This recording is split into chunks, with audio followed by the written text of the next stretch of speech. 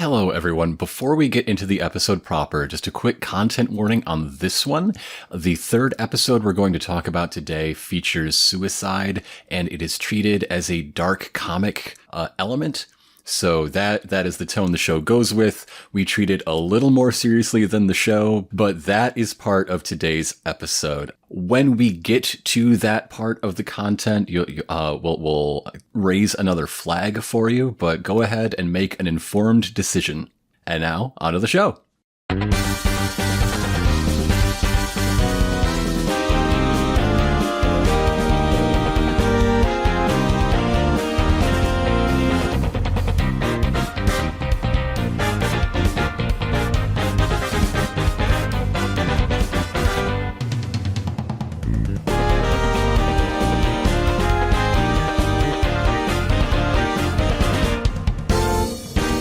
Get busy living or get busy dying. Welcome back to Bizarre Podcast Dogs Must Die. My name is Grant. You can call him Chip. And today we are talking about episodes 4 through 6 of JoJo's Bizarre Adventure Stone Ocean. The naming convention of part 6 is a little weird because we're in the Visitor 2 of 2. Yes. But it's a 3-parter? Is it? Because Kinda. the 3 episodes we're talking about today are definitely 3 single fight episodes. Yeah, I suppose so. But there is a wrinkle here that will make itself known. Yeah. So yeah, we start off with a little recap of what happened in the previous episode. Mainly the little kid warning Jolene to not go into the visitation room. Bad shit's going to happen. And bad shit's happening. We catch up to that bad shit. Yeah, Jotaro has a bullet in him, and he is still in command of the situation. We've had more post Jotaro JoJo's than pre. Like, he is firmly in the past, but we never undercut just how fucking cool he is. Yeah. He's a dad now, and that has not made him less cool. An impossible feat. Have you ever met a dad? Are they cool? Are you being honest with yourself? A dad cannot be cool. I'm sorry. So this stand that is one that will never be named in dialogue floats into the room, and we learn that it redirects bullets fired at it while acting as a spotter by reading the air currents in sort of a extremely passive radar situation. Yeah. Oh, actually, no, this stand is named once by John Gallier. Oh, he does say it out loud? Yeah. I really thought it was one that's only named in the like eye catch title card. No, yeah, he says it once, and that's the only time. But yeah, that little stand has drifted through the little viewing window of the door and is in the room with them now. And Jotaro is still being cool and calculated about how to deal with all this, and Jolene does not listen. It's time to shoot little Spider-Man webs out of her fingers at the thing to see what it does. Just absolutely everywhere. Seems completely useless, but the look on her face says there's a plan here. But we don't know what it is because we have to watch the OP. Back at it. We join our antagonist here, John Gallier, with his gun all wrapped up, kind of disguised as a crutch, I guess? Yeah. Because it's just like the bare bones skeleton of a sniper rifle. It's like the gun in Day of the Condor, right? Yes. For easier smuggling, I guess. Yeah, he is just sitting by a window, waiting for a guard to walk by. And he pulls apart some parts of his little walking stick thing here to assemble it into the gun. And we get a little JoJo villain monologue about his abilities. And these are all just basically his, well, part of it is his stand, but also just his extremely good normal human sniper abilities. He's such an incredible sniper because he recites this litany about not trusting muscle because muscle will betray you. Instead, I support the rifle with bone. Yes. I will put my elbow on the windowsill. This is an advanced sniper technique. Yeah. John Gallier's Japanese voice voiced Akito Takagi in Bakuman, Daichi Sauruma in Haikyuu, and dubbed Oliver Queen in Arrow, baby. All 9? I think it got 9 seasons. Oh, wow. I don't know how many got Japanese dubs, but there you go. Consistent work. While John Gallier's English voice is Shoto in My Hero Academia and Ken in Street Fighter 6. Oh, okay. Yeah, he's the new Ken. He's the new Ken. No longer will Ken be voiced by a guy who believes in QAnon. So in order to, like, further demonstrate his incredible mastery over the bullet, like, he catches the ejected brass and then drops it at the perfect moment to pin a housefly to the concrete floor. Yeah. So, like, everything he's saying must check out. Like, it's clearly working for him. He knows what he's doing. John Gallier is, kind of readjusting the gun a bit. We get to see, like, his stand vision, I suppose, that lets him see the air currents, which is like, it's almost like night vision mode where everything that is not important is basically pure black and the currents show up as like a very grainy, bright green. Yeah, he's seeing people and objects and things as like little green particles. If you zoom in really, really close, you'll see Matrix language. Yeah, and this is where he names his stand. He continues the monologue about how he can detect two people in that waiting room, both Joe Stars, and how he can't wait to take out two whole Joe Stars today with the power of his downtown transfer. Manhattan Transfer, the actual name. Manhattan Transfer, just one of those bands that will never die and never be terribly popular, but always be around, named for rail infrastructure. And if that's what you're after, I'll stick with Trans-Siberian Orchestra personally. But John Gallier has got to slay the Joe Stars to avenge Dio so his life can begin. He's been waiting about 25 years for his life to begin. Yeah. His teenage ennui started when he was like 10. Yeah. And like, one of the things he says here is just like, okay, his life will finally begin once he gets revenge here. Because he has to kill the Joe Stars because they killed Dio, who he never personally met. Face to face. Well, why would Dio want a kid? Yeah, it's true. Why did Dio want a baby? I can't answer these questions, but and he calls Dio he calls Dio his heart's support that he's been robbed of. You never met him. You were playing with Ninja Turtles when Dio died. Get a hobby. His hobby is hunting Joe Stars, and he's been very ineffective at it. We've seen a lot of people almost kill Joe Stars. It was never you. I don't know what your problem is. Oh, man. So we cut back to the Joe Stars, and Jolene has used two threads to grab a lighter, a little handheld lighter, and light it and hold it up to one of the sprinklers on the ceiling so that, it triggers it and it just starts spraying water and everything all over the place. Yeah, so all of the water shower will just be like noise in the signal to noise sense, like blinding Manhattan Transfer and therefore John Gallier. Haha. But it doesn't work because the stand is just like dancing around between the drops, which demonstrates how like it's still seeing perfectly clearly. Yeah. It's a good idea, I guess. Yeah, I like the animation of it, like dodging every single water drop. And Jolene replies, "Well, this blows." And, well, shit, out of ideas. Thankfully, the weird, mysterious little boy is back. The little baby baseball boy is here, and he gives some more advice. Specifically, do structural damage to the room. Yeah. Why don't you kick this concrete block and see what happens? Yeah, I swear there's a one-up mushroom hidden in there. Or wall chicken maybe for Shotaro. Wall chicken. But yes, there is a like support pillar in that room, and the base of it, Jolene is instructed to kick it hard to just slide it out of the way, which reveals a secret passageway. So the stand, Manhattan Transfer, sees this tunnel and is like, well, I gotta find out what's going on there, and swoops inside to chase the little baseball boy. Yes. And Jotaro's just like, okay, time to get the fuck out of here. Let's go in the little secret passageway. And Jolene turns around, smashes the little panel for opening the door, and just decides, hey, I'm actually going back further into the prison to go after that stand because, one, that little boy helped me. Two, I think that little boy is going to get sniped.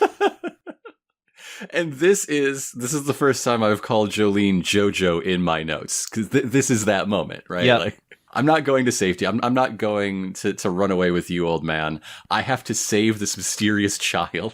Yeah, she describes to Jotaro this kid, like when he grabbed her arm earlier, she felt the need to protect that kid, like the warmth of his little hand and all this stuff. In that moment, I could tell he really needed me. So I gotta save this kid. He gave me a bone. So she rushes out, and of course she can't find him. I'm watching this in October. I've never seen anyone in a Cubs uniform in October. What are you talking about? And he's not in his favorite place, the garbage can. So she investigates. She looks carefully and sees that this plate holding a fire extinguisher, like a little cubby, is loose. And so she lifts it and reveals another secret tunnel behind that. There is salvation in fire safety. This kid has been so busy digging holes. Meanwhile, John Gallier vows to first kill the child, because then his targets will be defenseless. I think it's really funny in the dialogue that John Gallier, he vows, hey, I gotta kill that kid before he leads the Joestars to, safety or escape or somewhere my bullets can't reach. But at the same time, he calls him little guy, which just sounds affectionate to me. Come on, little guy. I just want to kill you a little bit. Come on. Yeah. Come on, slugger. Come on, champ. Maybe this is why John Gallier has never been seen before. He's just been killing all of, Joseph's business contacts. And yeah. We're on the fourth Rosas, but we just don't know it as the audience. Yeah. So Jotaro has finally gotten up, and he is standing just outside of the visitation room. And he's basically just doing his whole, oh, good grief routine here. One of the wardens or security guards or whatever spots him and says, hey, what the fuck are you doing? And Jotaro just goes, ah, boy. And then he just disappears. He freezes time to avoid talking to a guy, and Jotaro has never been more relatable. Yeah. So, yeah, Jolene is crawling through this weird little secret passageway, which leads to this great big utility room with pipes of indeterminate purpose, and there are gauges and steam, and you can imagine it. You've probably shot so many people in FPS levels that look just like this. Oh yeah, there's also plenty of movies that end with some type of melee fight in one of these rooms, especially in the 80s. And so she watches Lil Slugger flush himself through a big pipe like a realistic Mario. Yeah. And Jolene immediately catches on to what this kid is doing. He's hiding, he's having the water carry him away, and also, while being carried away in this pipe, there's essentially no air currents. It's all water. But John Gallier's got a plan for that. Some shots start coming through the ventilation fan near the ceiling, bouncing off of Manhattan Transfer and into the large bolts holding the pipe together, popping them out so that the pipe bursts open, and our big brave boy has a water slide effect down out of it. Yeah. We hear some more real-time calculations about wind speed and direction and bullet drop. So of course I had to check these numbers. Yeah. How do they check out? So he mentions that at 321 meters range, he has to accommodate for a 9.5 centimeter bullet drop. Mm-hmm. The standard, your average bullet drop, is around 25 centimeters for 300 meters distance. Okay. It's a special gun. It's a special gun that has a higher muzzle velocity than any gun ever made. Tank rounds, just for a baseline, tank rounds, which are faster than rifle rounds, have a muzzle velocity of about 1,700 meters per second. Okay. John Gallier's gun, like only taking muzzle velocity and gravity into account. Like this is, we're not talking about drag, like assume a spherical cow in a vacuum, right? Right. But just with those numbers, a 9.5 centimeter bullet drop implies either 2309 meters per second muzzle velocity under real gravity, or 2,793 meters per second in JoJo's gravity, as previously revealed to be 14 meters per second per second. Right, I forgot about that. I'm glad we still have that number to factor into any further calculations. I will never forget. That's great. When JoJo fell, when Joseph JoJo fell down off that cliff. Yeah. He definitively stated gravity is 14 meters per second squared. Oh, man. So what this means is John Gallier's muzzle velocity in this rifle is on the low end, on the real gravity calculation, the escape velocity of the moon. He could shoot a bullet off the moon and hit someone if he wanted to. Hell yeah. And, he probably could. It might take a little bit longer, but I bet he could shoot someone on Earth from the moon. Mm-hmm. I'm just saying, there needs to be a JoJo at some point that is a sci-fi JoJo in the future. I want to see JoJo's in space. You just want the return of Cars. That's what I'm hearing. Maybe I want the return of Cars. Do it like Star Trek the Motion Picture style, like a V'ger thing. Yeah, this mysterious godlike being comes back and calls himself Urs, and if there's an eventual reveal. My God. There's still Joe Stars? Fuck! What the fuck is a stand? I'm just turning into fish. Oh, man. My whole power set outdated. So Jolene sees that her ally is in great trouble, so she drops out of cover in this vent up high and weaves a net of strings to catch this stand. So John Gallier is like, okay, I will aim at you instead. Let me rattle off some numbers, fire a shot, and a beam of light goes through her head like fucking Giran Zavi on Awaku. Yep. Damn. But guess what? JoJo's trick. Ah.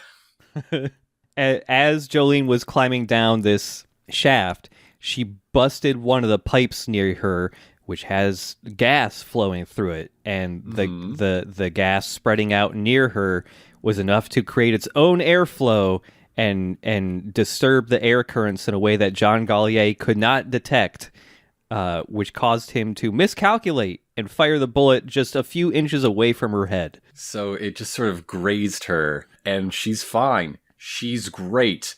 There is a gas leak filling this room. It's not the best long-term plan. Yeah, it's really funny because she's explaining her whole JoJo's trick, and at the same time, like every couple of words, she goes, because she's huffing a shitload of gas.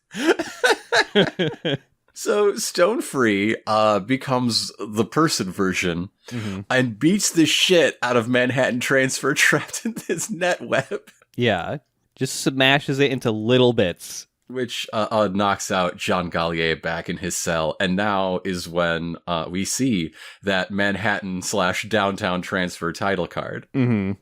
Yeah, back in the action, Jolene is, making sure this kid is okay, and then asking him... She's got a lot of questions, one of which is, are you okay? But also, like, what the fuck is going on? What do you know? Who are you? What's this bone? What is this bone? No answers are given.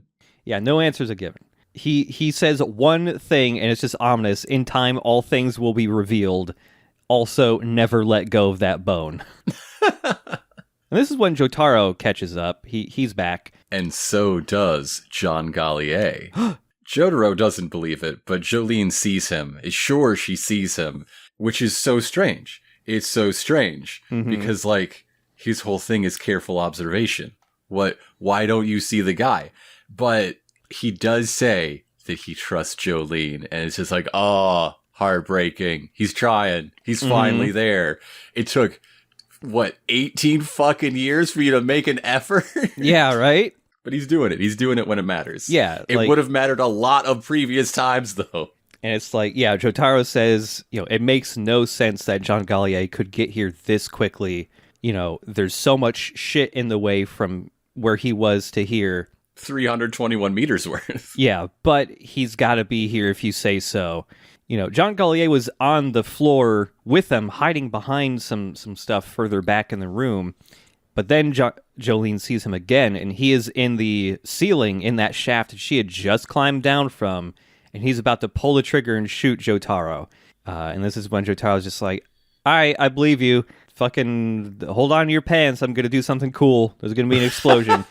And without turning around or looking at anything, Star Platinum pops out and backhands a whole bunch of pipes on the wall while his Stardust Crusaders JoJo theme starts playing, which we haven't heard in quite a while.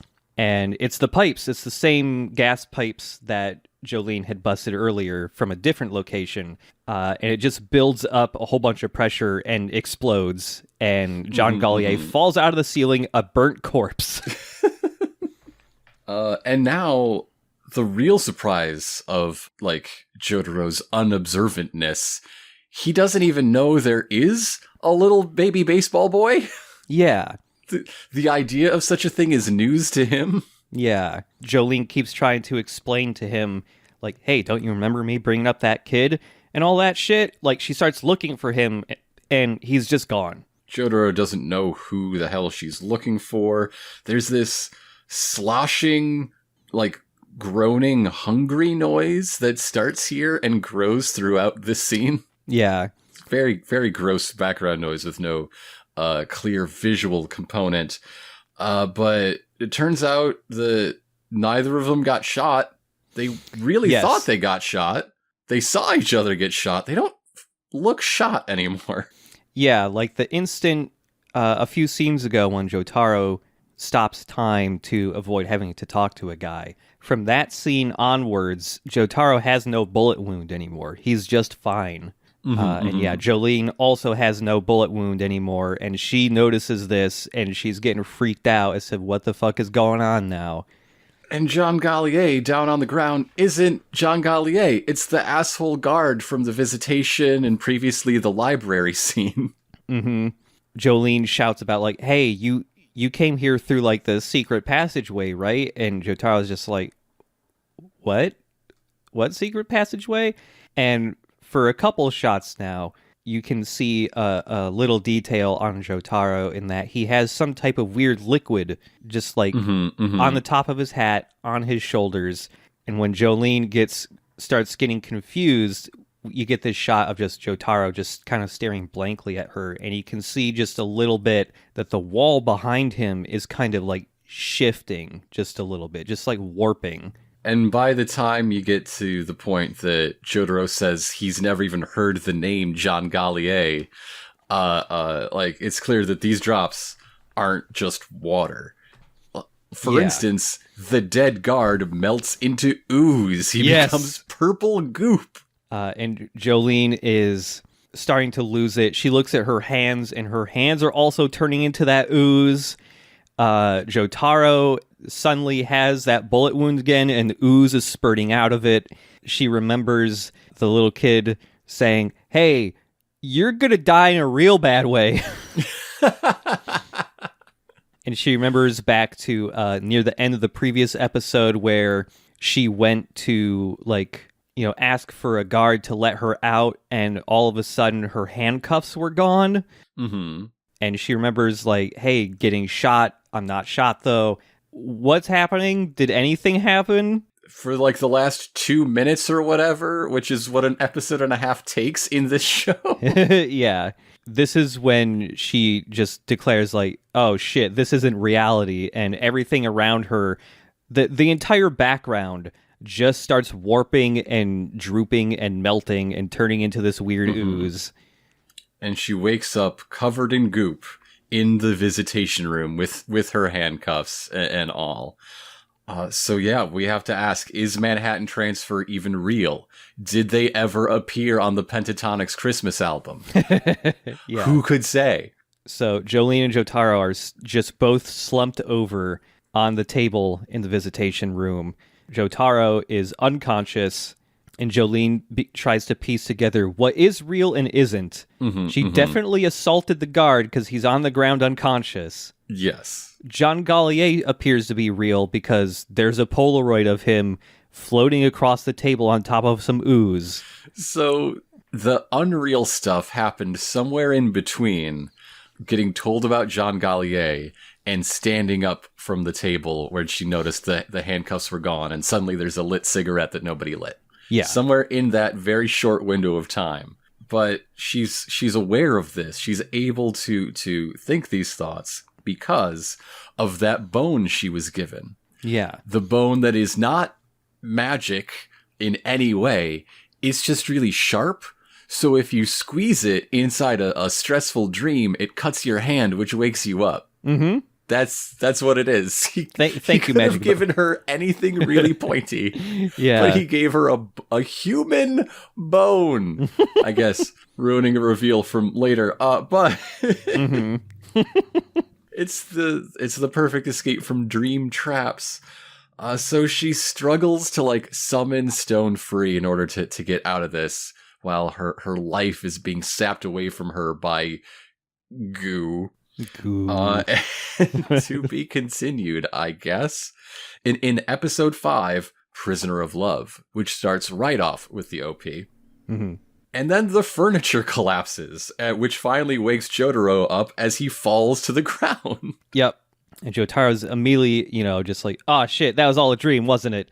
Jolene, who can't muster any more strength, asks her dad, like, use your strength to bust open the door and get us out of here. Come on, Dad, use Star Platinum. So he does. He busts the control panel, starts to crawl out, and just as he opens the door about halfway, he stops and says, "Did you just fucking call my stand Star Platinum?" You don't know that. I've never told my daughter about my stand. This is the real Jotaro Kucho. This is what I'm talking about. Yeah.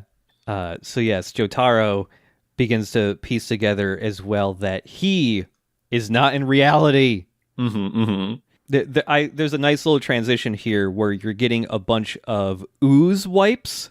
In each layer of ooze is like something that happened in the very recent past that wasn't real until eventually Jotaro does wake up. And he wakes up with stone-free strings circling his noggin. What does that do? I don't know. I think it gave him a little tickle or a little squeeze. Okay, that's fine. Yeah. So we have to determine some very important questions like, is it possible for either of us to move? Are we awake finally? Who could say? No one knows. Yeah. Jolene believes that they are in reality because neither of them can move, and reality sucks.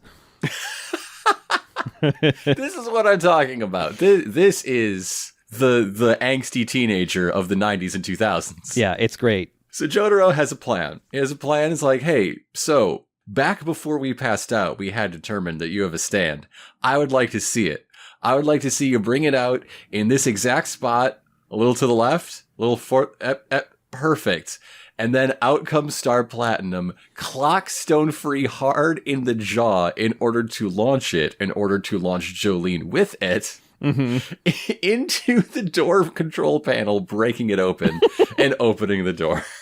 Yeah, it's pretty good animation of Jolene and Stone Free getting clocked in the jaw by her dad's fucking stand. Based on past experience, Jolene should be dead. Yeah, and I like the bit here, which is Jolene just sits there for a bit and goes, "Fuck, that really hurt, you bastard. I am so pissed off right now. There's no way this can be a dream." Good dad points revoked. No. Yeah. The I trust you thing wasn't even really you. I'm so cheated right now. Yeah. And so they're finally able to escape from the goo room. The goom. The goom. That's right. By the way, I never point out that, like, Jotaro still has a big chain hanging from his collar, but the chain ends in a big fish hook now. Hell yeah. They even pull out the unconscious prison guard out of the goom so he doesn't get melted. You could have just left him, wouldn't have felt that bad. Have you seen how bad every cop is in JoJo? But yeah, Jolene pulls out the bone that woke her up and says, "Hey, do you know what the fuck this is?" And Jotaro, who knows everything now, yeah, he identifies the bone. It's the sacrum. It is a pelvic bone. Yeah, the butt bone. It appears to be a woman's butt bone, and also he determines it looks like it's been dissolved in acid. You're a fish scientist. You're not the expert here. You can't just say things. I love that Jotaro, the fish scientist, is also the ultimate detective. It owns. Being smart about fish is all you need to be a good detective. So the sacrum, in addition to being like where the spine connects to the pelvis, and where the tailbone connects on the other end, etc., is also the seat of the sacral chakra. It is the second energy center among the 7 vital chakras, associated with the bladder, kidneys, reproductive organs, the element of water, flow, flexibility, change and transformation in life, creativity, sensuality, and pleasure. There's a whole lot of sexual energy that is rooted in the sacral chakra. I don't know if this is going anywhere, but I'm just hedging my bets just in case we're getting... Right. It wouldn't be entirely out of place. No. Rocky has done stuff like that before. So, yeah. Anyways, Code 909, some fuckers are escaping. Jotaro is officially in trouble for breaking into prison in order to break someone out. Yep. The first thing he wants to confirm before they do anything else is, Jolene, do you still have the magic stand-giving pendant?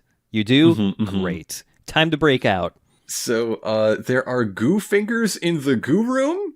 Yeah, and we hear the voice of the goo fingers go like, wow, I can't believe they got on my trap. But if I do it in the correct voice, it's, wow, I can't believe they escaped my trap. I love the voice of the goo fingers.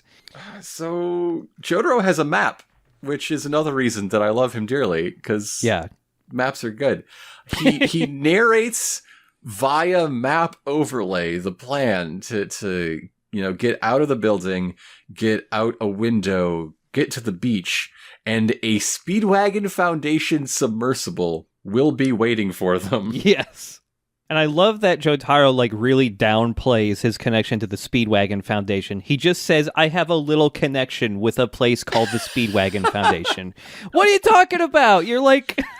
Which Jolene has never heard of. Yeah. So, yeah, that explains why her lawyer was shit. Like, come on. Speedwagons. An ounce of lawyer is worth a pound of submarine. You could have fixed this before it was a problem. Yeah. You've covered up so many real crimes. Yeah. Monthly, you have to do something to cover up your previous association with Nazis. Like, come on. I'm not saying he shouldn't have. I'm just saying Polnareff really did kill that guy, and you made it go away. Yeah.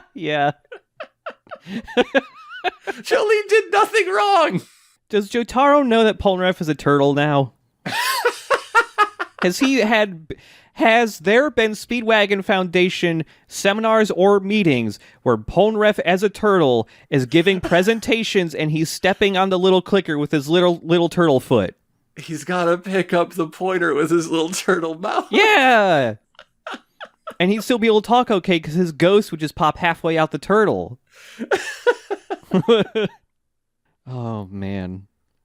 So they're rushing out down the hallway, and there is, like in so many buildings that make you wonder who planned this shit out, a 3-step staircase. Yes. One of those shitty little staircases meant to fuck you up. And it fucks Jolene up. Yep. She doesn't see it coming. She trips and falls, and there is a slow motion insert of Jotaro plucking the pendant from her as she falls, not catching her. She fucking falls. Yeah. And then Jotaro comes down and is like, "Hey, buddy, you all right? Let me extend my hand and help you up." And Jolene thinks she's getting the first moment of fatherly kindness in her life, and she melts and she blushes. It's like something she's clearly always wanted, no matter how much she will say otherwise. And then Jotaro, Psych! Fuck off! And then Jotaro goes, No, I wasn't offering to help you up. My hand has the magic pendant in it, and I want to give it back to you and say, this is really important, and don't fall and break this thing. Be more careful. Jolene, just a look of disappointment and sadness on her face. Flashback to that other time she got sent to jail, and just hearing her mom on the phone going like, why the fuck are you going to Japan right now? Your daughter needs you. And what kind of father are you? Yeah. Jotaro sucks as a dad. So back in the present, we're out of our like leotard and pants falling down outfit. Yep. How does she walk in those pants? I don't know. She just goes off on a monologue about like, fuck you, dad, fuck all dads, fuckdads.com. Yeah. And she gets a little like kind of sarcastic and petty sounding, and then has a big mood swing from just being like, oops, clumsy me, to fuck you. And she throws the pendant at him. She's like, if it's that fucking important, you you hold it. And Jotaro, not wounded or anything by this, immediately goes into battle mode and goes, hey, there's a guy following us. Haven't you noticed? Get the fuck down. And they are being followed by a guard who looks at a gate that's been twisted into a pretzel and thinks, this doesn't mean anything. And then a second guard comes around the corner and is like, it might, though. And then that guard's head explodes because he gets shot point blank in the back of the head by the other guard. The first guard wasn't a guard at all. It's John Gallier in a stolen guard uniform. Yep. He's walking around with a silenced pistol. So Manhattan Transfer is here, and everything we learned in Jolene's dream is true and real. Like, it was recombining real things to make an unreal, like, a simulation. Yeah. When she woke up from the dream, I had a moment of like, oh, Manhattan Transfer's real power is to trap people in dreams and convince it has different powers. Yes. Which, if that had been not the case, if that had been a thing, that would have also been a really cool stand. But that is not the case here. There's something extra going on. But John Gallier fires just rapid. He dumps the whole magazine of his pistol at Jolene. Yeah, he has a silenced semi-automatic pistol with him now. Fuck the sniper rifle. We're done. And so there's like 8 bullets hurtling towards Jolene, and she's just like right down the hallway because she didn't have time to hide behind the wall like her dad did or around the corner. She's just crouched below the really small set of stairs, which is not very good cover. So Jotaro has to stop time to deflect all of these bullets that are about to hit Jolene. And this is when Jotaro realizes, oh shit, I am fucked. There are 2 enemy stands here. Because there's Goo Fingers coming. Yep. Goo Fingers out from behind. Yeah, and Jotaro realizes this entire thing was not, like, this plan wasn't just to kill Jolene. He was the real target the entire time, because Goo Fingers is crawling out of a vent onto the wall directly behind Jotaro. All of this was calculated so that Jotaro had to stop time and would be forced to save his daughter so that he'd be vulnerable to attack himself. And he just goes through with it because he doesn't want his daughter to die. So he deflects all of the bullets, and this is when Goo Man starts talking, basically trying to relish the moment, saying he wishes he could take his time, but he's got to do what he's got to do. And he uses his goo hand and just kind of swipes 4 fingers across Jotaro's face. And then 2 large gashes on Jotaro's head form, one like across his nose and one across his forehead, and 2 CDs pop out of his head. Yes. Goo Man has been named. This stand is known as White Snake or Pale Snake. I don't like the sound of Pale Snake. Of course, the English blues rock band that got its success by becoming a very American hair metal band, and one of the horniest. Yeah. It's really saying something, but they called one of their albums Slip It In. Like, come on now. Yep. So White Snake is a humanoid stand that is in like primarily a sort of pale purple with dark very dark, nearly black, purple, highlight clothes, I guess? Yeah. Yeah, basically kind of like pale white skin with like horizontal lines going across his whole body. And in between these lines are the repeating ATGC, like DNA shit going across him. He's a Homestuck, yes. Yeah, he's a Homestuck. No, but he It's 2010. He's a Homestuck. Oh God, yeah, he is. Okay, sure. His eyes, his pupils are like the letter M, but the letter M is also kind of evoking the goo running down the walls. Yes. That's basically what his pupils are, like that shape. And they're kind of like a glowing, like kind of gradient purple. His clothes, if you can call it that, are in that nearly black, dark purple color of like wrestlers' briefs, basically. Yeah. Which are connected by a strip several inches wide of the same like leathery material that goes up from his waist to a collar, like a sort of pharaoh's collar sort of thing, like a manhole cover with a hole in the center for your neck, drooping over your shoulders. Yeah, and the collar has like golden spikes on it around the whole thing, and then his head. So imagine if he had Batman's cowl on, but the top of it didn't turn into bat ears. It extended. It turned into Sauron's crown. Yes, from the Lord of the Rings. Yeah, basically, yeah, Sauron's crown. That's exactly what I was gonna say. Yeah, that's basically Whitesnake. Yeah, he's got like built-in brass knuckles, as so many stands tend to do. Mm-hmm. You know, gladiator sandals and relatively small knee pads. Are those maybe just like the shadows of his knees? I don't know. Might just be the shadows, actually. Yeah. But like this dude definitely shops at the same store that Killer Queen does. Oh yeah. Yeah. So yeah, these CDs eject out of Jotaro's head. I love that they're not perfectly round. Yes, they hold the contours of the face slice from which they are. Yeah. Like there's a little nose nubbin on one, and like they're like the exact size of the portion of the head that they came out of. And Whitesnake here is gloating that even the invincible Jotaro Kujo was no match for, the power of Whitesnake. And he grabs the two CDs, which, by the way, have like the lettering disc on them, like an actual CD. And he just grabs them and pulls them out of Jotaro's head. And when this happens, more bullets are fired by John Gallier.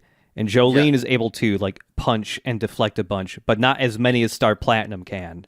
Right. So Jotaro gets hit in a few non-vital areas. Yeah. But then we get sort of a close-up on the goo CDs because they are also kind of gooey. Yeah. Yeah. Jolene spots these being dragged by just the arm of Whitesnake as it's around the corner. And one of them has an image of Star Platinum existing ghostily within it, which probably means something bad. Mm-hmm. Like, Jolene punches the window open and shouts to her dad, like, I can see the shore, we're almost out, let's just book it and not deal with John Gallier. Jotaro is still alive, but clearly pretty fucked up. There's a giant blood smear he's leaving on the wall. He says, just go on without me. Yeah, he's planning to do the heroic last stand and cover her escape, right? Yeah. If there's two stands here, there's two enemies. I came in unprepared, but I can protect you. Go right ahead. By the way, your little bug pendant has a radio transmitter, and the submarine's going to find wherever you are. He comforts her that, quote, I'm only bleeding a little. He got shot 3 times, and one of them is in the sternum. Yeah. The animation of when Jotaro takes like 4 bullets to random parts of his body feels really violent for some reason. More than normal in JoJo. I think it's just because he just stands there and the animation, like each bullet pushes him back just a little bit and you can feel like the bullet's like sinking into him. Ugh. There's something about it that grosses me out. But yeah, I'm bleeding only a little. It's fine. I'll catch up to you in no time. And Jolene she's getting pretty worried. She realizes that, hey, did that other stand like take something from you? It seemed I saw Star Platinum on a CD, and that seems really bad. And that's when John Gallier rounds the corner is very close to Jolene and fires off several more rounds, and they all miss. Because his gun is full of strings, and the strings have all diverted the bullets in wild, wide curves like Hot Wheels track. Yeah. And he's like, well, nevertheless, I'll just reload and shoot you some more, which is when he starts spinning like a top because more strings have been wrapped around his feet, and this is a Looney Tunes now. She's doing a great grandpa move. Yeah, she's just spinning him around.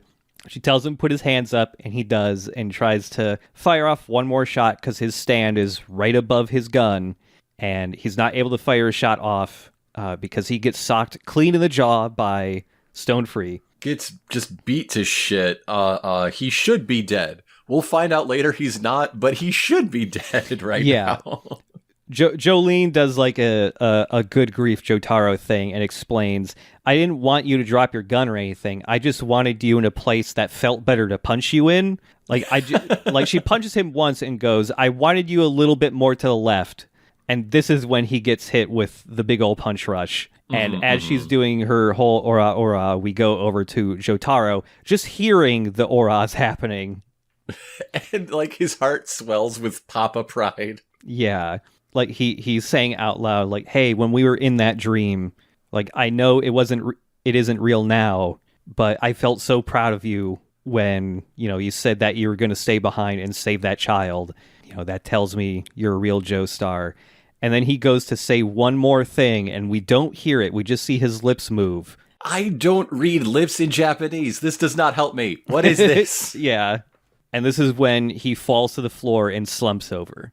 Meanwhile, in the prison response, they are now issuing both shoot-to-kill orders and dogs, and those don't mix. We know how this is going to end. Oh, yeah. All those dogs are not going to be alive by the end of the day. What's the show called? Come on now. Come on. So, Jolene has woven a rope of her strings in order to drag her daddy to shore. Her gigantic dad, yeah.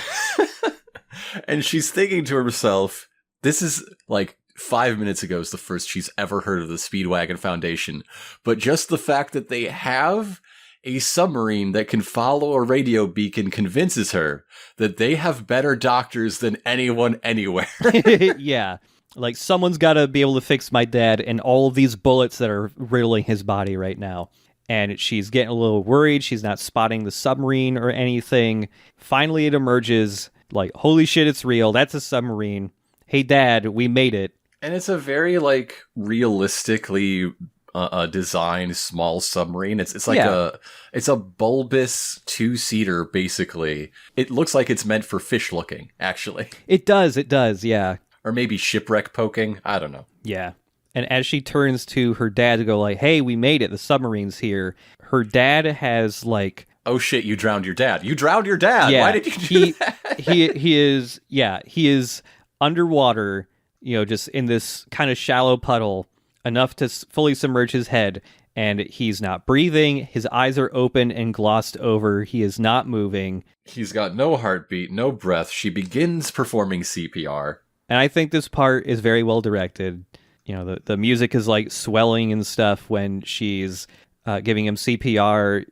She's trying to convince herself he could not have died from this. All of the gunshot wounds were shallow. And none of them are like in the heart. It's like the shoulder and stuff like that. We get a little flashback of what Jotaro was saying earlier of, hey, Jolene, you can make it on your own. You got Joestar blood. You'll be fine on your own. And the CPR ain't doing anything. He's just dead. So the guards have found her, but they found her inside the fence behind them. And one really wants to shoot her real bad. Pretty please, can I shoot the inmate? Come on. She's right there, though. I brought my gun and everything. It's been a day since I've shot anything that's alive. I want to shoot her. God, when I get anxious, I have to shoot a dog. It's the only thing that calms me down. Come on. Those are new dogs. They're fresh. Please? And so she's got her hands up, and wouldn't you know it, There's a long, long string extending from those fingers, and she is talking to the baseball baby, long distance, like two cans on the end of a string. Well, It's just people, I guess. And so she has this long distance conversation where she shares her plan to become, the hunter, going after Mr. Mushy, whoever he is, to get those discs back to save her dad. Because whatever's wrong with them, it's not medical, it's mystical, and those discs have got to be the key. Yeah. So yeah, she is vowed to stay in the prison, even though she could have escaped, because she wants to fuck this guy up and save her dad. Even though her dad sucks, she likes her dad. For some of this conversation, you get to see both of them like in a black void, as if they were talking to each other face to face. And this is when we finally learn the little kid's name. His name is Emporio. He's named for Emporio Armani, one of the lines of Armani, one of their ready-to-wear design imprints, I guess. And his last name, it hasn't come up yet, but just while I was checking this, his I learned his last name is Al Nino, a reference to El Nino. Yeah. Yeah, why not? Yep. At least that's what the wiki thinks. So I buy it. Emporio's English voice is the new Shinji Ikari, who, say what you will about the Netflix Evangelion, English script. Sure. The actors are all fantastic, and they in particular are killing it. They also voice a Laughing Fox in 86, slightly more recently. Okay, yeah. While Emporio's Japanese voice plays Anya in Spy Family, airing now. Oh, fuck. I love Spy Family. We heard her previously as Naoto in the Thus Spoke Rohan short. Oh, okay. Or the one episode Naoto is in. And dubbed for Kate Bishop in the Hawkeye series. Okay. Two Stone Ocean actors are also Disney Plus Hawkeye series dub actors. Yeah. Huh. And I haven't mentioned them all, but I think we're up to 3 Mad Max Fury Road people. Okay. Something else Emporio says is that, oh yeah, that bone I gave you, that's from my mom. Mr. Mushy killed my mom. I got a mushed up mom. Yeah. His mom was in this prison, and she gave birth to Emporio in prison. At some point after that, she got murdered by Mr. Mushy. And now he just lives like a raccoon in the walls, unnoticed and unseen. Yeah. He's a very weird child. But yeah, all he has left of his mom is bones. Where are the other bones? Where are the other bones? If you're just giving away bones, do you give them to all of your friends? Is this a special bone? And at the end of their discussion, yeah, Jolene just states, I am fucking staying in this prison to solve all of this. Here, have your mom's ass back. I don't need it anymore. It was very helpful. And then Jolene is surrounded by 13 million guards with shotguns. There are 14 guns and 3 dogs trained on her. Yeah. And while that seemed like that may have been the end, we had the credits rolling over it and everything. There's one extra scene. John Gallier is still alive, just real fucked up. And Whitesnake approaches him and is like, hey, buddy, you did a good job. I'm going to shoot you in the head now. Goodbye. This feels so wild to me to see a stand kill somebody by picking up a normal gun and shooting them in the head. But it closes, like, stands don't have fingerprints or whatever. Except we saw that Star Platinum does have fingerprints. Well, he's special. Yeah. But yeah, it just keeps Whitesnake and its user out of the conversation because it's just, this John Gallier staged escape. Jolene apparently tried to take advantage of it and then didn't. And that's the most likely explanation for the dead guard and this other prisoner in a guard uniform who got shot somewhere. I don't know.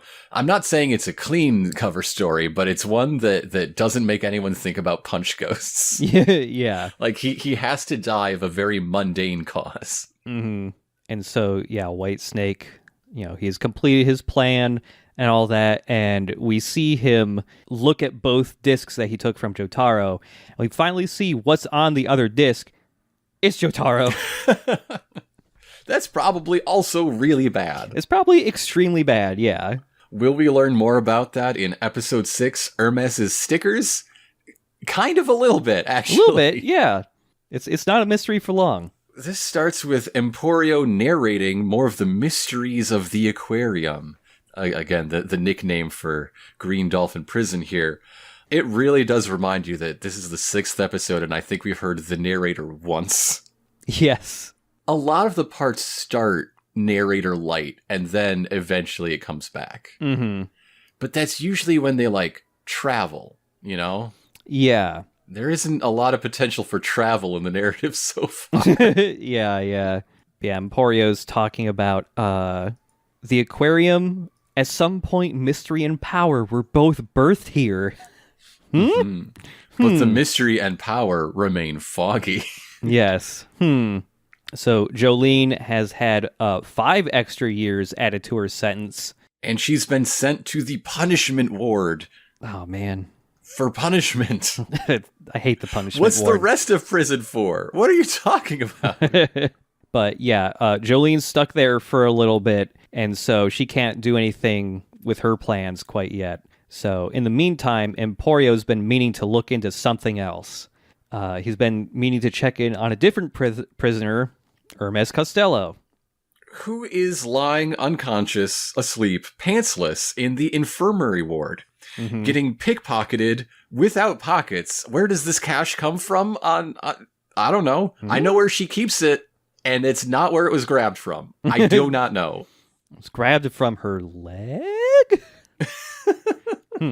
But this momentary encounter is what wakes her up, and she looks onto her palm and sees that she is holding a sticker that looks like it comes from a sexy edition of Uno. Yeah. It is a pink square sticker with big ol' smoochy lips in the center, and inside it, like sort of as a border, is sort of like a Ouroboros of arrows, right? It's kind of like the Uno reverse symbol. Yeah, or the retweet symbol on Twitter. Yes. That's what it is. Retweet that smooch. But now we get the OP, and after that, Hermes starts remembering why she's there. She got cut by something. She got a fever, and she passed out. And she's finally woken up after being in, apparently asleep for her entire current prison stay. Yeah. She remembers, she's in for 5 years for burglary. And she remembers, while waiting to be transferred to the prison, she picked something up in the meeting room. And it is the pendant that Jolene threw away. And then she sold it to Quest for $20. Yep. But when she first picked it up, she got cut on her palm. And the cut is still there on her hand, which is where the sticker is. Mm-hmm. And she looks at her palm again, and the sticker's there again. She rips off the sticker, another sticker appears. So she has to think of specific facts to prove to herself she's not in a dream. Yeah. She does the little rhyme about Columbus in 1492, and then she recites Bugs Bunny's birthday. Is this the correct birthday? It is. I mean, Bugs Bunny was never born, but it is the date of like the premiere of the first short featuring the character of Bugs Bunny. Okay. So it's the closest thing he has to one. However, this is a change from the manga, where it was the first appearance of Mickey Mouse. Yes. And I have to wonder if the change was made because like this is a co-production or a distribution deal or whatever with like Warner Brothers. Yeah, that's what I figured. Is Disney so litigious that you can't mention Mickey Mouse by name in your media property without their permission? I have no idea. Or did, like, the Warner deal just make them think, let's talk about our actual corporate sponsors here? Yeah. Might as well. Mm-hmm. Coincidentally, that date is also the publication date of the very first Billboard music sales chart. Which is kind of relevant to this series. The first #1 single ever was I'll Never Smile Again by Tommy Dorsey and his orchestra. So Hermes gets confused because she thought she had already gotten rid of the sticker. There's another sticker on one of her shoes. She's a sticker factory. Yeah, she just keeps making stickers. And she's very confused because one of the stickers is on her shoe, and there's something off about these shoes. And she very slowly counts to 3. Wait a minute, there's 3 shoes. Wait a minute, I have 6 fingers. Give her a minute. She just woke up. Yeah, okay. She's been asleep for at least 3 days straight. That's fair. That's fair. Yeah, she suddenly has 3 shoes. One of her hands suddenly has 6 fingers on it. So she figures out, like, once she's a little less bleary-eyed, I guess, that applying a sticker to something duplicates the object. And removing the sticker, the duplicate and the original will violently smash together and combine, causing some damage to them. So, like, one of her shoes is pretty well worn now after it was 2 shoes for a while. When she goes back down to only 1 pinky finger, some blood squirts out. When she really pieces it together is when her 2 bedpans slam together and shower her in her own pee. Good morning, Hermes. Yay! So nice to see you. I'm glad you rejoined the narrative. Yeah. You're covered in pee now. It's the only way for a JoJo character to make their entrance. So yeah, Hermes is piecing together this stand ability. She doesn't know what the fuck's going on, but she does think, wow, this could be cool. But all of the other ladies in the prison infirmary around her are getting fed up with her making all this noise, and like, you have not seen this woman awake for 3-4 days. Yeah. Let's at least have a little sympathy. Maybe some surprise at that. Not, shut up and go back to sleep. No, she slept enough. Yeah. So she decides to start using her powers for her own gain. The janitor that pickpocketed her earlier, he had left his mop propped up against the bars that lead to the room she's in. So she makes a duplicate of that mop, hides it under the sheets with her, and when that janitor grabs his own mop and starts walking away, she removes the sticker and has the mop violently fly through the bars and rejoin with the other mop, crushing the man in between 2 high-velocity mops, knocking him out. And as she says to herself, kick ass. Yeah. She's going to grab the money back from him, and she notices this guy that is knocked out has 2 giant CDs sticking out of his head. He has become a disc man of sorts. Whoa. So she looks down at those CDs, is like, I don't know what to do with these. And you know what? Nobody knows what to do with physical media anymore, but it's important. They can't revoke your license to a CD. It's true. And so before the guy is able to regain consciousness or anything, she grabs one of the discs and just hides it away. And the guy wakes up and he's fine, like nothing had happened. He just walks away. One thing I think is interesting is that the titular stickers of this episode, they emerge from the palm of her hand, which is where she got scratched, right? And the first time we see Jolene's strings, and many, many times since, they come out of her index finger, which is where she got poked. Yeah. And like the stand revolving around the contact with the arrow or arrow shard or whatever is an interesting thought that is, I think, is new, but you can also like retrace it back, right? Like you can backdate it to things like, did Koichi get a noise stand because he was pierced through his larynx? Oh, yeah. Right? Like, yeah. Did Keicho like blood brother slash Okuyasu's palm, and now he has the hand? Oh man, that's a cool idea. I like that. I hadn't even really thought about that. So Hermes is now that she's out of the medical ward, she asks around about the janitor, and then she goes to a bathroom to take a better look at this CD that she took. Yes. The CD is weird because one is thicker than a normal CD. It's squishy. And it's squishy. You can bend it and like mold it and stuff, and it just takes back its normal shape. You cannot snap it. And then the next thing she notices while looking at this disc is like, previously we had seen discs where, when it was getting light was shining on it, you could see the image of like Star Platinum or Jotaro on it. This one, she is straight up seeing full motion video on.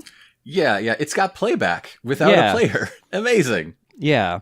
And so she sees like the POV of this guy unscrewing a false bar on some gate in the prison and revealing his thousands of dollars of stolen cash. Yeah, he's got $5,000 hidden away in a false bar. And also sees the face of Whitesnake.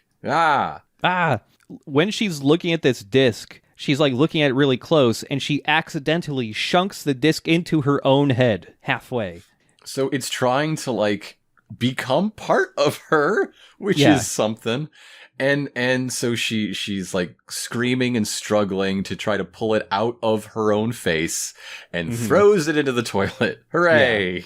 And right before she throws it in, like we see Whitesnake kind of peering around the bars and talking to this guy who is Whitesnake refers to as friends and is asking for a favor. And this is when we learn the name of this janitor, McQueen. Yeah. Whitesnake has a heck of a voice on him. Yeah. He never just says McQueen. He always says McQueen. That reminds me of a radio ad that plays here all the time. Oh, yeah? Part of a class action against gig economy apps, right? Okay. And so you call this number or you text this number with the word grub because one of the defendants is Grubhub. The radio ad says grub exactly like that. At least a dozen times over the 30 seconds, and I feel like my brain is melting every time. Grub. Oh, man, that's going to be in my head all day now. You want to get some grub later? Maybe, yeah. So McQueen is here. He has tracked down Hermes because and he's a little flattered because he says he has, quote, experience with stalking, though he's never had a girl stalking him before. Hey, what are you in jail for, huh? Huh? Is it something gross? So, to describe what McQueen looks like. Take a normal man. He's a remarkably normal man for JoJo's standards. Then just make him a little weird. Okay, so he's got what looks like normal prisoner's garb, especially if he's running around as a janitor, but he's got a big leather codpiece on. Hell yeah, with studs for some reason. With studs, a studded leather codpiece over his normal pants. His normal pants have belt buckles going down the legs from the knee down, and he's got weird big dewy eyeballs sometimes. Sometimes he has very small pupils, depending on what his mood is. And his hair, pretty normal, except that he's got one swooshy bang, kind of sort of implying a Q, and he's also got basically the McDonald golden arches next to his bangs to make MQ for McQueen. And also the collar of his shirt is really wide and low, and it kind of also almost makes it look like he tried to put pants on as a shirt. Yes, it does. The collar looks like the waist of jeans. And his breast pocket is clearly the back pocket of jeans. He's made a shirt out of pants. Yeah. That also explains the red tag. Like, I guess that's where the logo would be. Yeah, on jeans. Yes, he has absolutely made a shirt he's wearing out of jeans for shirt. And they're backwards, too. So, yeah, this is what counts for normal. Yep. So he is named for Alexander McQueen, the British fashion designer. Speaking of jeans, he's the reason that, like, super low-rise jeans were huge in the 90s. He also invented the armadillo shoe. Oh, I guess that makes sense why his shirt looks like jeans then. Looks like pants. Yeah. Makes sense. Okay, cool. His first name is Thunder McQueen. Thunder McQueen. He which sounds like the star of like a direct-to-video Cars knockoff that's supposed to confuse grandma, but no. But also he was named first. Yeah. That movie didn't come out till 2006. Thunder McQueen. Thunder McQueen. Oh, should we have had a content warning at the start of this episode? I'll put one in, and yes, this guy is why. Yeah. Yeah. So he a crybaby. This man, him crybaby, and he has no memory. He does not know a lot of the stuff that Hermes wants to ask him about. And he gives his whole Oscar reel in record time. This man goes to the extreme of 5 different emotions. Oh, yeah. Within a minute. Yep. Yeah, she's asking him, hey, you're the fucker who pickpocketed me, right? And he's just like, oh, money? I remember something about money. I had $5,000 I hid somewhere, and I can't remember. And then he, like, falls to the floor, and he's bawling and crying. And then Hermes is just, like, asking, like, hey, are you okay? I hope you're not messing with me. And he immediately stops crying and goes, like, did you just ask me if I'm all right? You're so kind. I've never spoken to a woman like this before, or at all. So yeah, he has joy and pain and sorrow and fear, and then, out of nowhere, he immediately tries to hang himself with his belt. Yeah, in one of the open bathroom stalls. It's basically, that's so kind of you. You shouldn't waste kindness on a pathetic loser like me. Hangs himself. And as he begins to, die, Hermes has propellers grow out of her neck.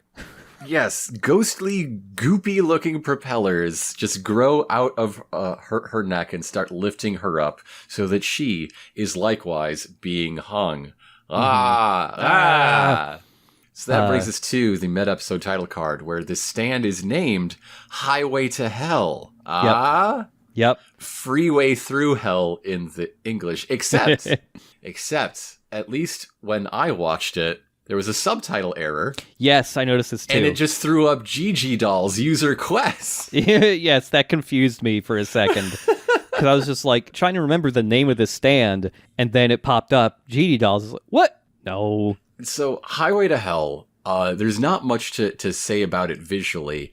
It seems to just be a pink blob that replicates whatever Thunder McQueen is doing to himself to his target. Mm-hmm. So in this case, it is hoisting her and suffocating her by the neck, and we will see several other examples, but it's not a guy, and it's not anything cool looking. It's just kind of pink goo. Pink goo that forms little spikes with propellers at the end, yeah. Yeah, it just favors propellers for no good reason. I guess for visual clarity that, oh no, this is the same effect as the choking, even though we're not...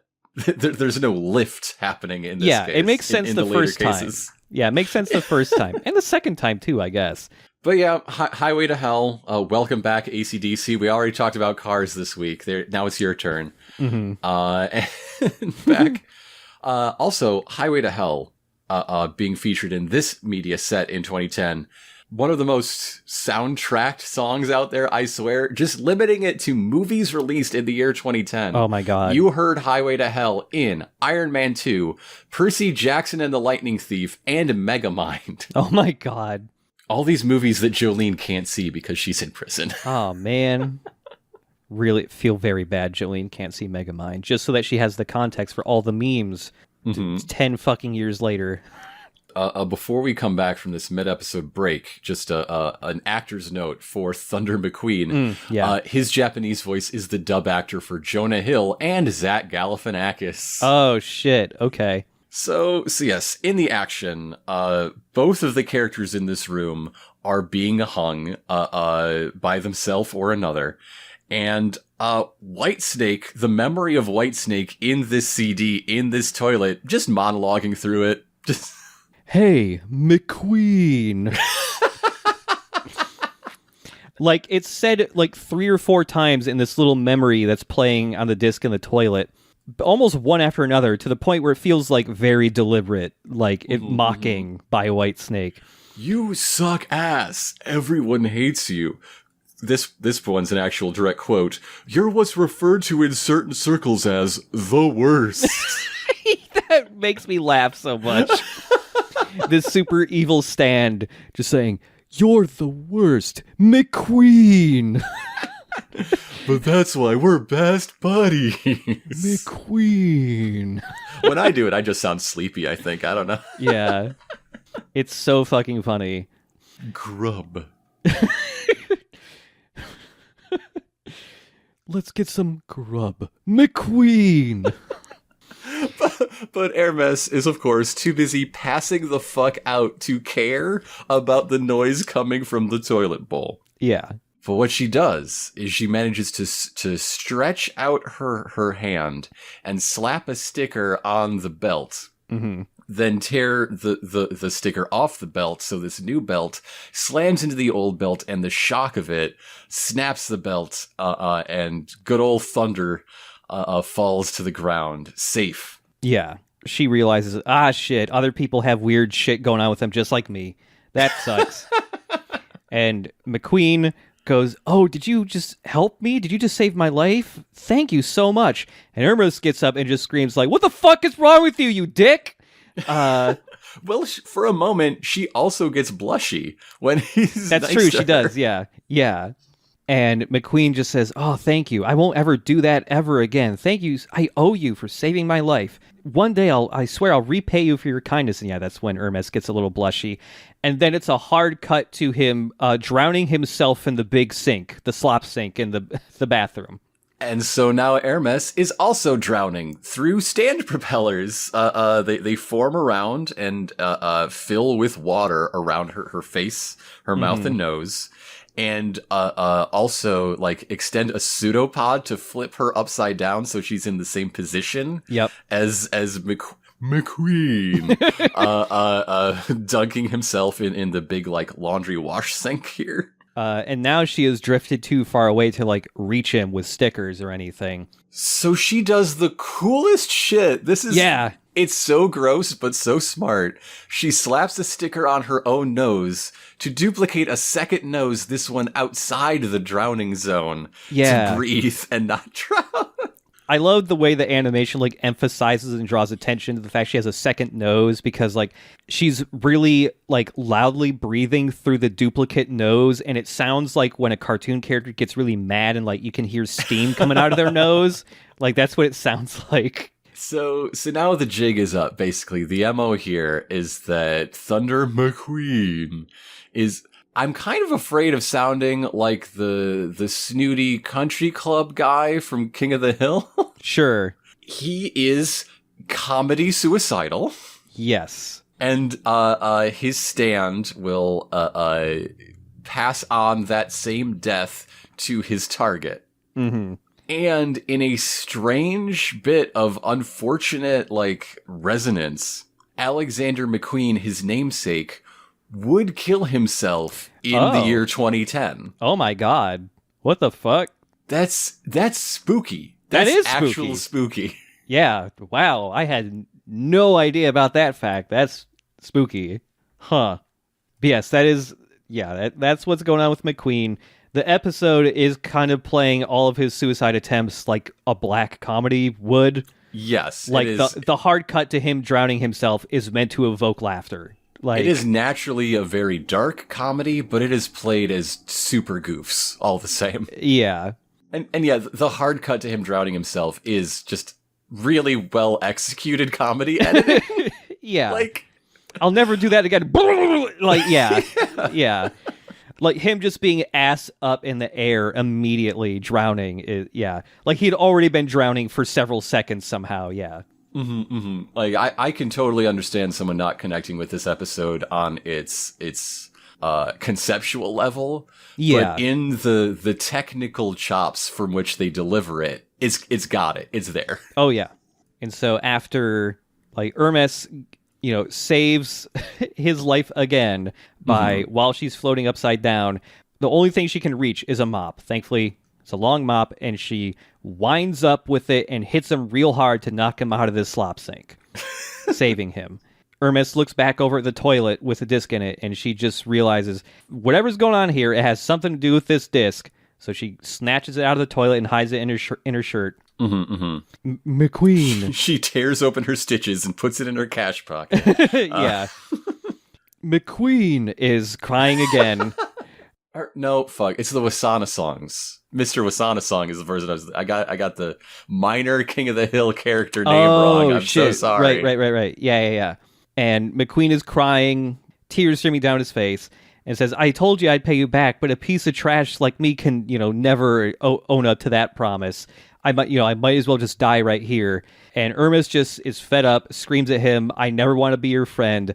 I'll never save your life again. In fact, if you come near me another time, I will kill you myself. Oh, if I was going to be murdered, I'd want it to be someone like you. Yes. And so that's Hermes, what that song's about, the Adele song. That's what you, yeah. Mm-hmm. And so Hermes just leaves. Fuck this. Yeah, because like she's gotten a clean bill of health. She is released. So she flashes her papers to the guard, like, hey, put me back in the regular prison. I'm gone.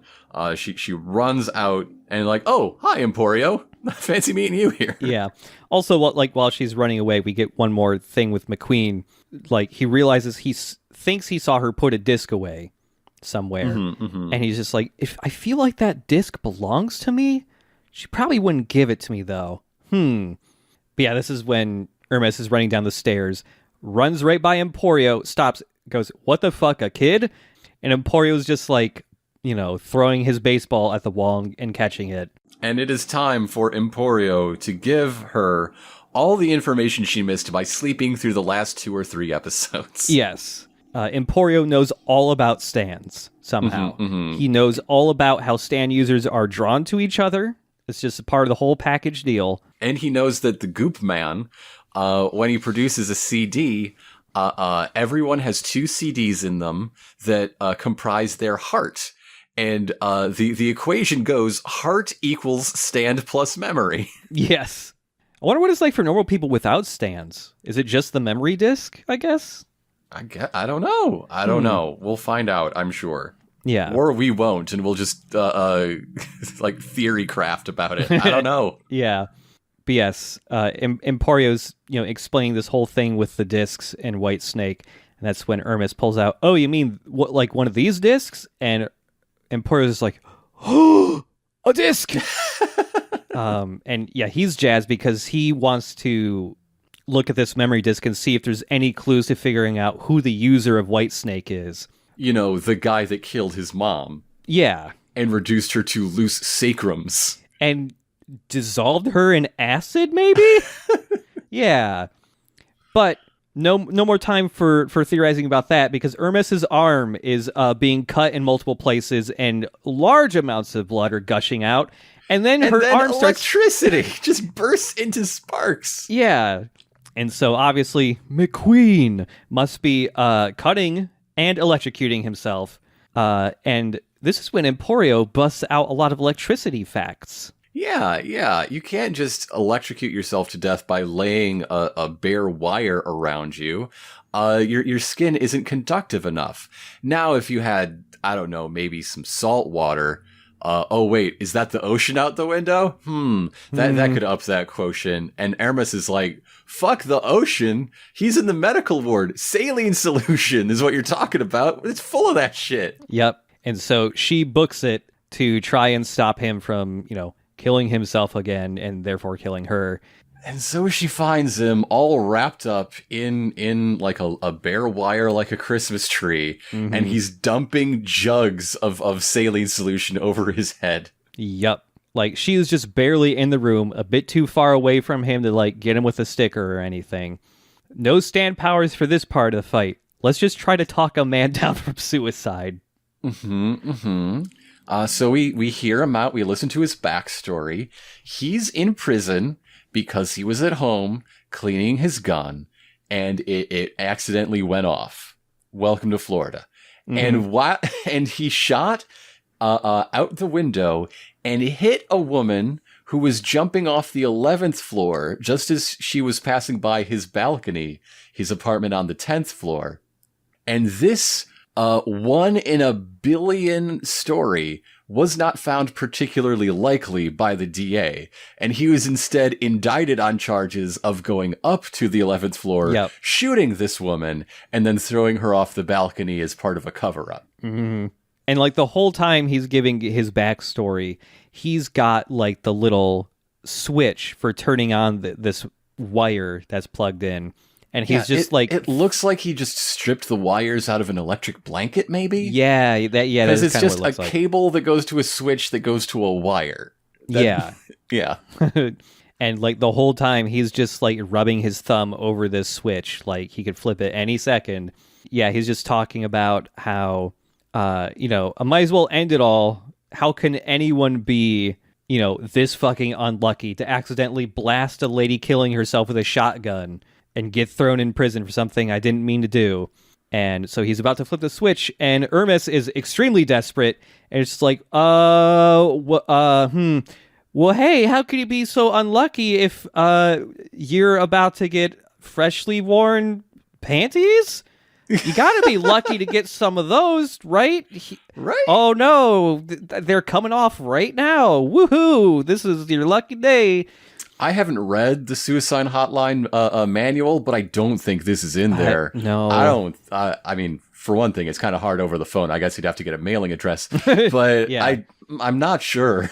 And there's like a little comedy beat here where she's like pulling the side of her pants down just a little bit, and like we're just seeing this awkwardly framed shot of McQueen and like a single drop of saline. Sorry, what's his name? McQueen. I'm sorry, I fucked up. I mispronounced it. And McQueen just has like, there's just a beat where nothing happens, and then it's just punctuated by like a single drop of saline solution just like dripping off his little little bang. He's like, "Oh shit, you want to give those to me?" And so this isn't quite working, so she tries another tack. She's just like, the sun will come up tomorrow, bet your bottom dollar, basically. Like, hey, Monday sucks, but we always know there's a Saturday coming. And he shuts that down with, I shot that woman on a Saturday. My life sucks because of Saturdays. Yeah, it's also a pretty funny beat of just like, that part's pretty funny too.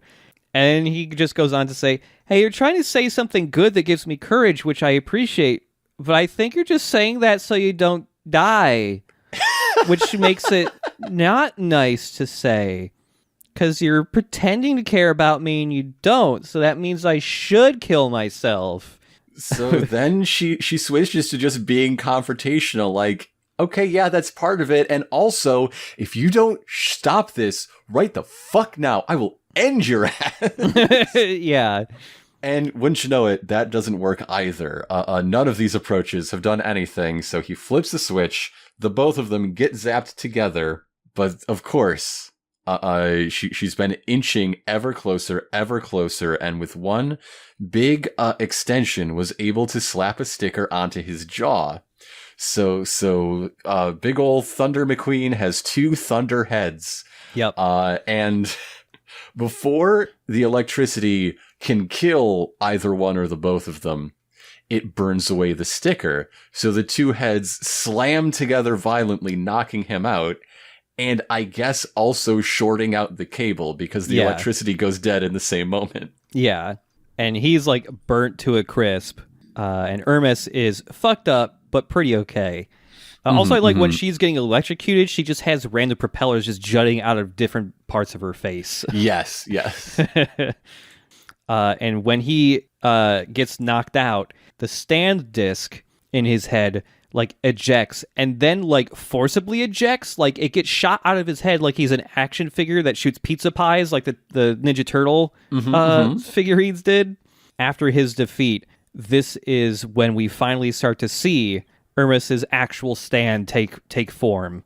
You know how when we talked about Stone Free, we were saying that like there's a lot going on, but it looks unified and busy because it has a simple color palette? Yeah. Yeah, so Hermes' stand is named Kiss, or Smack in the English localization. And that last bit, no. This is the polar... So, okay. There's so many colors on this boy. Let's imagine a slightly muscular, masculine-looking humanoid stand. Yes. With no features yet. Just imagine it has gold skin. And it has kind of a Hierophant green face with the eyes, no nose... kind of like Spice Girl's face, actually.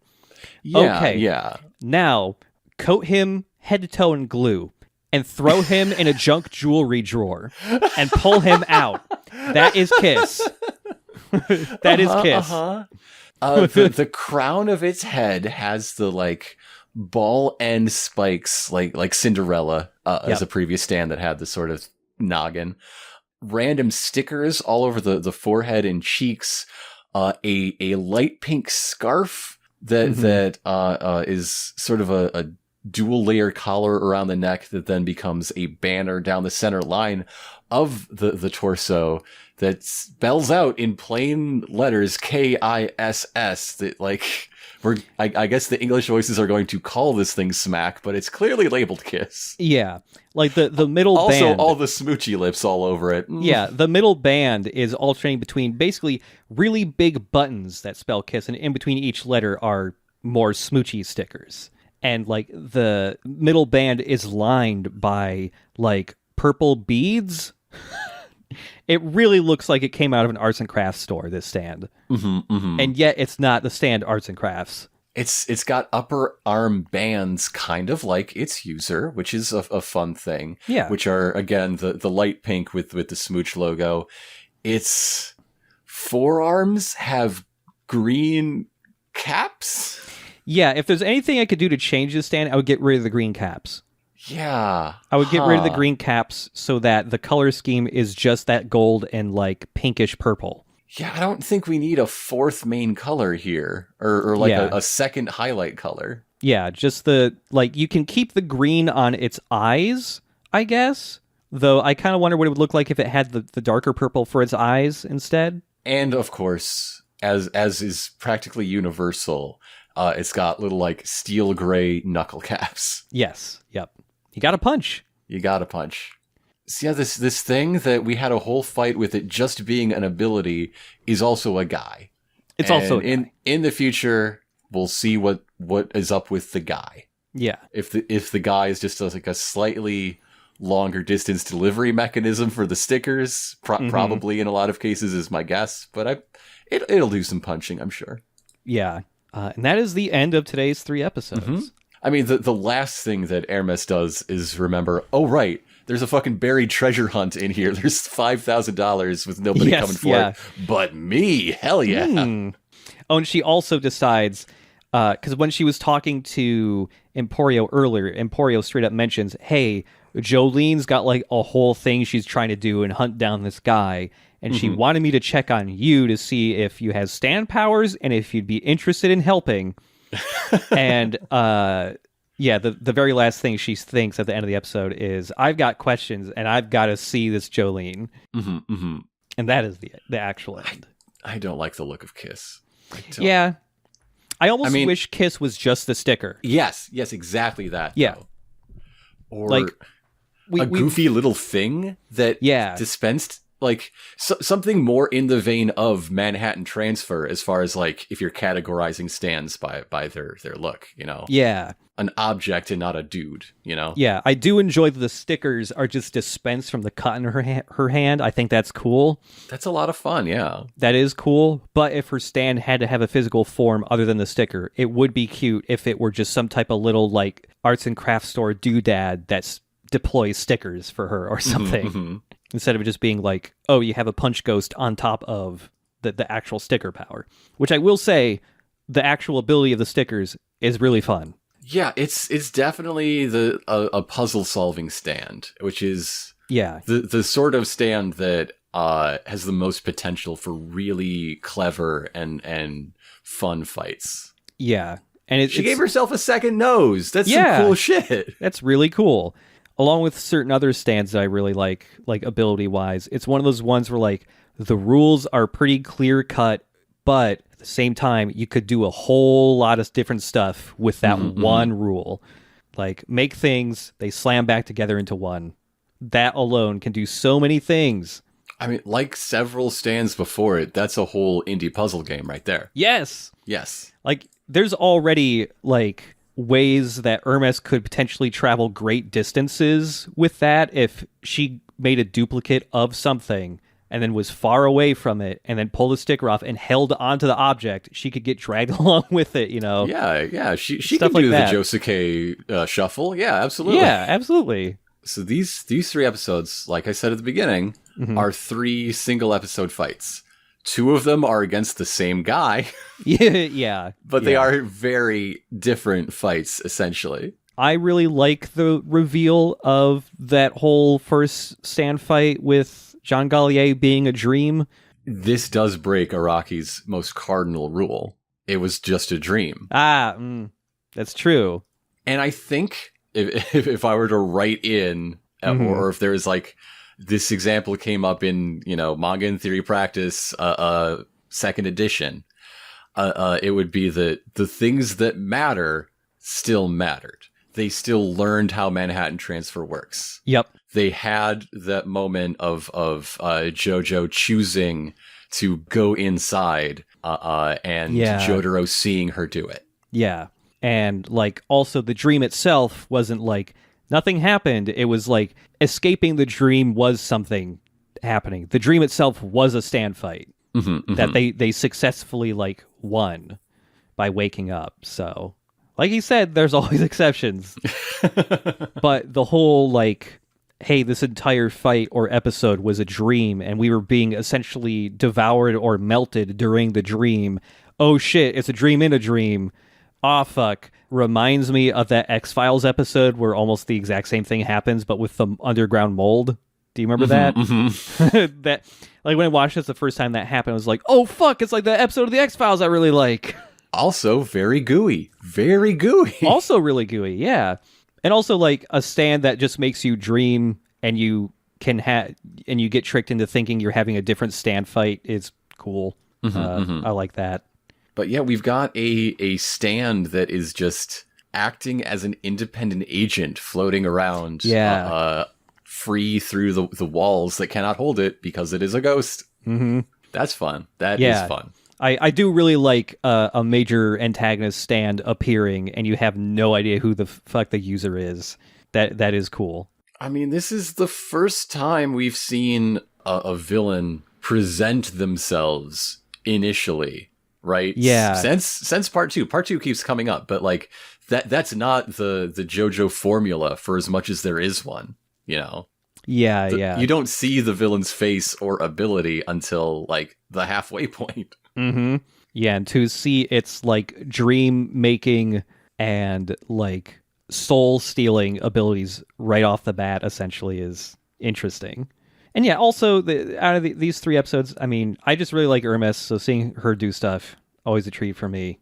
But I just like the relationship stuff between Jolene and Jotaro. I like it. They both clearly want a positive relationship that they've never had, and it seems like never really tried until now. Yeah. But like one of the ways they're alike is that they will not say so. Yes. Like Jolene definitely like these episodes really do contrast like the personalities of Jolene and Jotaro a lot. But there's also some clear similarities between the two of them. And like while it's a bit more like teenage rebellious than Jotaro was, even in Stardust Crusaders, it still feels a little bit like Jotaro in the way that she just like will not fucking take bullshit. And she just gets fed up with this shit and just wants to punch people in the fucking face. Rather than just like muttering to himself and walking away. Yeah.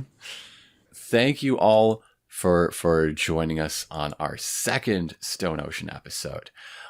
Here are some outdated plugs because, again, we record pretty well in advance. I think I mentioned in this episode, I'm talking to you from October.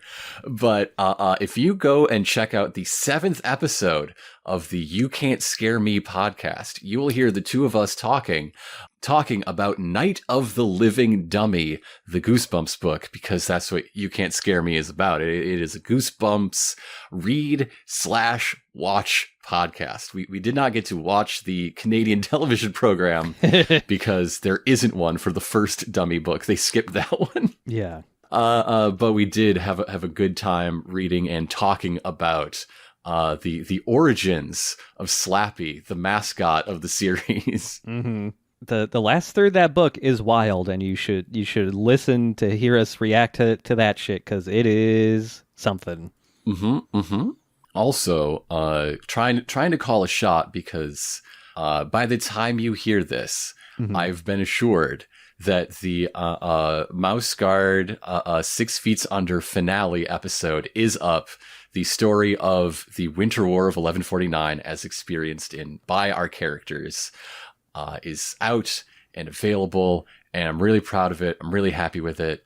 Heck, the first epilogue episode might also be out by now. I'm going to spend this very afternoon adding the music tracks to it, hopefully. So go check those out. I'm really happy with them and really glad to have it finish in a way that I can be proud of, and that I don't know. This isn't the venue to talk about my feelings on this episode that I'm plugging, but trust me, I have them, and I would like you to share in them by going and listening to that. And then, I mean, Gangster Life would have already happened by this episode. It would have happened. Never mind. Well, if you missed out on that Gangster Life, go to our YouTube channel where that will be archived in chunks. And I mean, the stream is over, but the donation link will still be live by this point. Oh yeah. Yeah. That'll definitely still be up. So if you missed out then, feel free to donate. Here's another cult shot. We will have had a fantastic time. Oh yeah. I'm excited to do this again. It's been too long. You haven't seen our new place either, so like... That's true. Yeah. It's much better for a dog to hang out in our previous Yeah, this place. will be the first Gextra Life with a dog. We got a sitter for the last one. We do have hardwood floors, though, so we'll hear lots of tappy-tappies when Moki's walking around, I assume. But that's fine. Well, yeah, that's how people know we're not lying. She's generally very quiet. Okay. But we are going to be back in the present timeline with the next 3 episodes next week. Episodes 7 through 9. There's 6 of us, Foo Fighters, and debt collector Marilyn Manson. You want to talk about a distasteful subject? Oh, boy. Oh, boy. Oh, yeah. So, yeah, until then, see you later, folks. To be continued.